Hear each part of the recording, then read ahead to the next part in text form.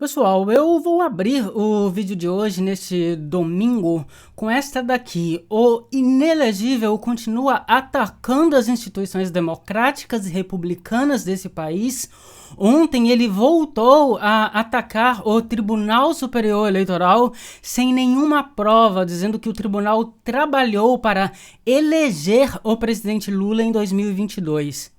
Durante uma entrevista com um influenciador português de extrema-direita chamado Sérgio Tavares, que é igual ele mesmo e a sua horda de seguidores fanáticos, que fala as mesmas bobagens e tem o mesmo discurso de ódio que ele e a sua base parlamentar propaga nesse país, o Bolsonaro começou a disparar inúmeros impropérios contra o Brasil e as suas instituições, o que é crime passível de prisão preventiva, uma vez que ele já é investigado por propagação de discursos antidemocráticos e continua cometendo os crimes.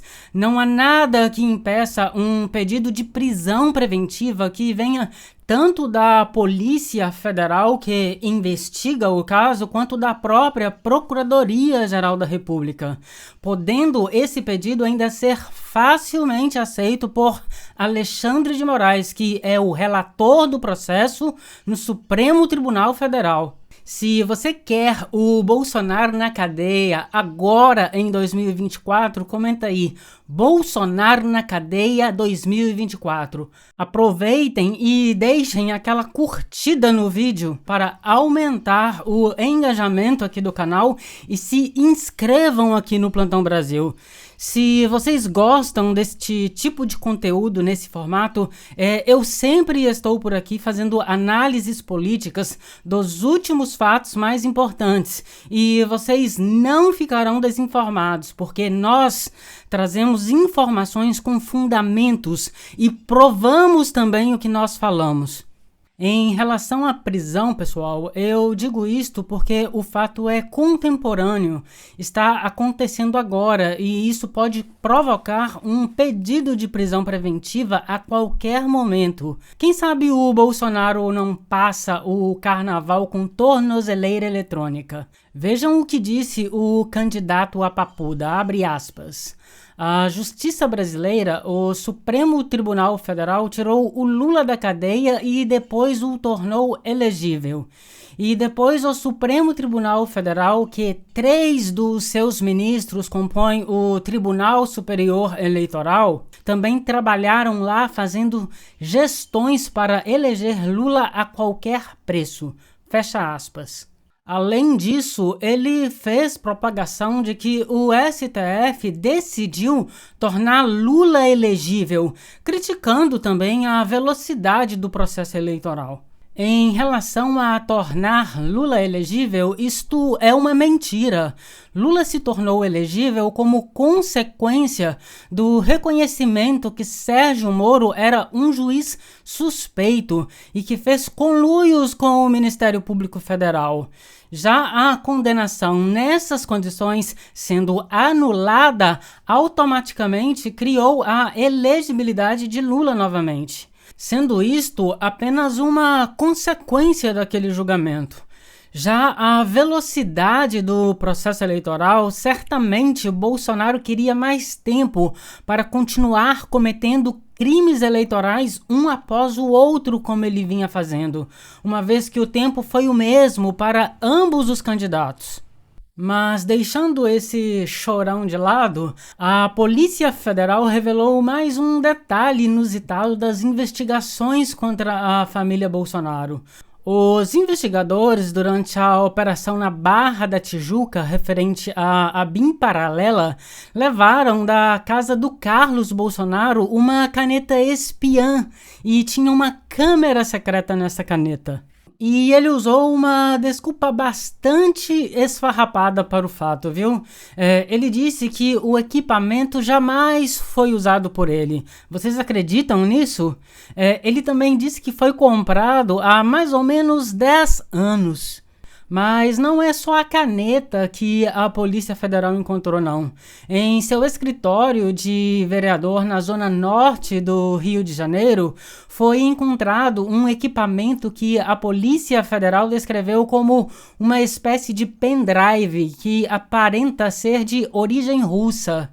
Que coisa, hein, para quem não gosta de comunista?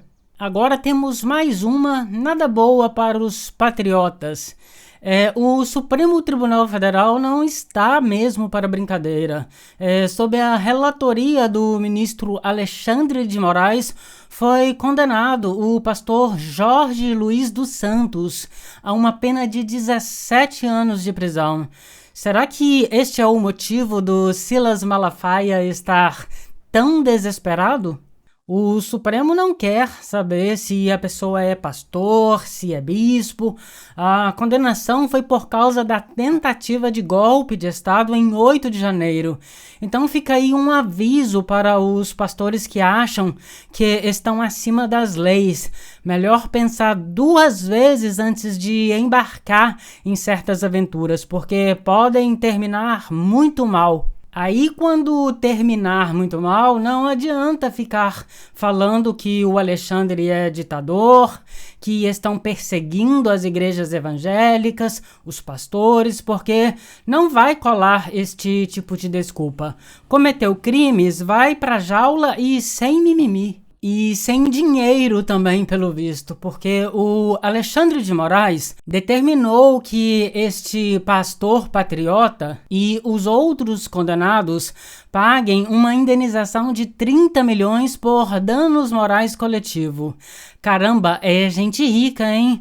Podia estar por aí viajando, curtindo a vida, mas foi brincar de ditadura, vai entender esse povo, viu? Este pastor era líder na igreja evangélica Amor de Deus, João 3,16. Agora vai arcar com as responsabilidades nos eventos praticados.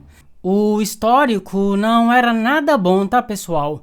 Ele já tinha sido preso durante a pandemia porque desobedeceu às restrições que foram impostas pelo governo do estado. Isso mostra que andar com bolsonaristas pode não ser uma boa ideia, né? Ele foi preso 2 vezes e agora vai ficar atrás das grades. Enquanto isso, o Tarcísio de Freitas fez uma lei para perdoar Bolsonaro por não ter usado máscaras. Gente, agora isso aqui é muito importante. O Lula está com um grande plano para a esquerda em São Paulo. Existe na militância de esquerda já ótimas expectativas em relação ao impacto que a entrada de Marta como vice na chapa do Guilherme Boulos trouxe para a sua campanha para a Prefeitura de São Paulo. O plano principal do Lula e do PT é que o histórico de sucesso eleitoral na região desde os anos 2000 que a Marta tem venha a ser um fator decisivo para aumentar o apoio a Boulos nas áreas como o Guarujá, por exemplo.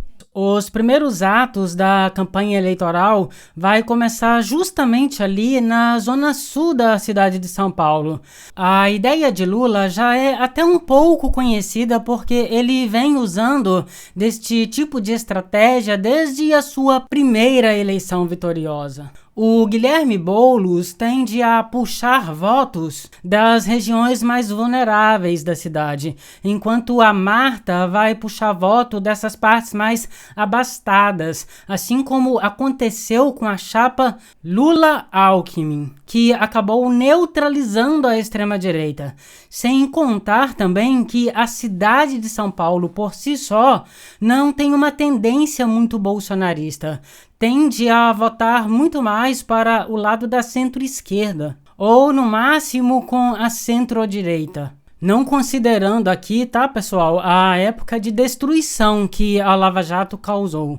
Mas, tirando isto, a Marta tem muitos projetos implementados em várias regiões ali que podem ser essenciais para o Boulos. A Marta Suplicy consolidou uma base política muito forte ali na zona sul de São Paulo. Então, esta aliança Marta e Boulos já é vista com muitas chances de vitória, revelando também um grande poder de fogo e de estratégia que tanto Lula quanto a esquerda tem. E olha, o jornal O Estado de São Paulo resolveu espalhar mais uma desinformação. O panfleto golpista fez um editorial intitulado, abre aspas, "O STF insulta os brasileiros", fecha aspas, e com o seguinte subtítulo, abre aspas, "O Supremo parece se esforçar para convencer os cidadãos de que o monumental esquema de corrupção envolvendo empreiteiras nos governos do PT não passou de um delírio de todo o país", fecha aspas. O jornal vem esperneando nas redes sociais e em suas matérias porque o ministro Dias Toffoli vem anulando e impondo várias derrotas à Operação Lava Jato, que destruiu inúmeras empresas e empregos neste país. E os internautas não deixaram barato. Lembraram o Estadão que tanto o STF, quando anulou as decisões de Sérgio Moro, quanto o próprio Dias Toffoli já disse que esta operação foi uma grande armação, uma grande farsa. E quando você promove uma grande farsa judicial e essa farsa é descoberta, para a credibilidade do Poder Judiciário, essa farsa é anulada. Mas o jornal quer apenas desinformar e inflamar a opinião pública contra a Suprema Corte. Não se pode mesmo esperar de quem apoiou a ditadura seja apoiado o devido processo legal, a presunção de inocência e, no mais, eu não vejo o Estadão perguntando o que vai acontecer com as investigações do Tony Garcia, por exemplo, que delatou o herói caído deles, o farsante do Sérgio Moro. Então, aguardemos. Pessoal, eu vou deixar a minha página fixada aqui no primeiro comentário. Se você gostou do meu conteúdo, pode me apoiar seguindo lá também. E eu já conto com todos vocês. Até a próxima e valeu!